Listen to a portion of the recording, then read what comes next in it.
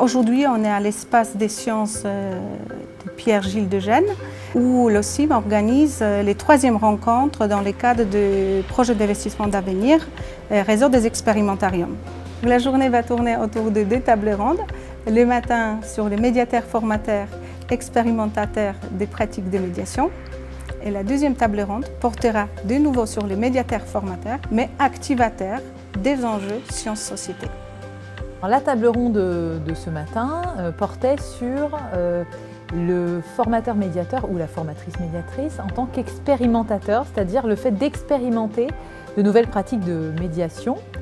L'idée qu'on peut vraiment retenir de cette table ronde, c'est que le formateur médiateur se fasse confiance pour sortir du cadre.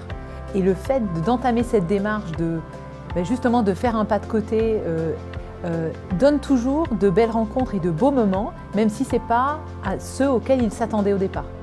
Alors, la Nuit des chercheurs, c'est une manifestation européenne et on y participe en France avec un consortium d'une douzaine de villes et de structures qui se réunissent ensemble. Comme c'est un appel à projet, ça nous pousse à innover à chaque fois, à chaque édition. Et pas juste choisir une thématique nouvelle, mais vraiment de changer beaucoup de choses. Et du coup, on m'a invité aujourd'hui pour parler de ça, parce que voilà, en une douzaine d'éditions, ça fait qu'on a pu tester pas mal de nouveaux dispositifs. Alors il y en a qui sont nouveaux, il y en a c'est juste recycler de l'existant. Hein. Mais voilà, ça permet quand même de rafraîchir beaucoup de programmes, notamment pour les visiteurs. L'objet de la 2e table ronde cet après-midi était sur le thème médiateur, formateur, activateur, sciences-société. Ces enjeux ont été illustrés par 3 exemples. Le premier était celui de Aix-Marseille Université, avec l'intervention de Anna Robin et Alix Thuillier, qui nous ont présenté leur posture de formatrice pour des doctorants et des chercheurs qui interviennent dans le cadre du réseau des expérimentariums. Le 2e exemple était celui d'une association qui œuvre au niveau national pour mettre en relation des lycéens et des collégiens avec des chercheurs, notamment dans des laboratoires. Il s'agit de l'Arbre des connaissances avec l'intervention de Morgane Lebras. Et dans un 3e temps, nous avons eu l'intervention de Astrid Chevolet qui travaille au sein de l'Université de Strasbourg et qui met en œuvre une initiative tout à fait originale qui s'appelle le Parlement des sciences. Voilà.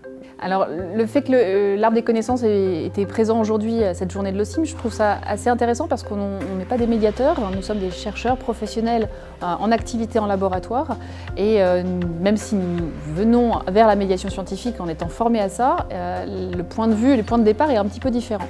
Et je trouve que c'est un éclairage qui est assez intermédiaire finalement entre le grand public, le médiateur et puis l'expert, le chercheur. Ce qui nous a intéressé aujourd'hui de discuter, c'était la posture du formateur dans la formation des chercheurs qui vont rencontrer des publics et discuter aussi la posture du chercheur dans cette rencontre. Et typiquement pour nous, il nous paraît fondamental que le chercheur parle des enjeux de sa recherche, dans lesquels en général sa recherche s'inscrit. En revanche, c'est plus sensible, plus délicat qu'il donne son opinion sur les enjeux de sa recherche. Donc l'OSIM a développé une cartographie des formations et des actions en médiation scientifique qui sont réalisées, menées avec et pour les doctorants-chercheurs.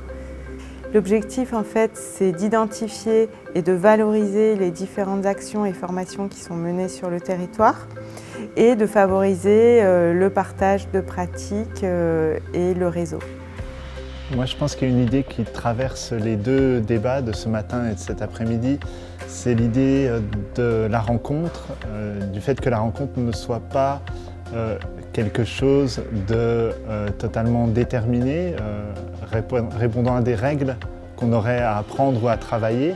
Enfin, c'est jamais fini et ces journées de l'art de la rencontre, c'est tout un art à continuer en fait. Et ça montre vraiment que on n'aura jamais terminé sur cette question. On a toujours des petits moments de débat à réanalyser ensemble, à discuter. Voilà, je pense que la rencontre est quelque chose de vivant, c'est évident, mais du coup, comme les biologistes, on va passer du temps à y réfléchir.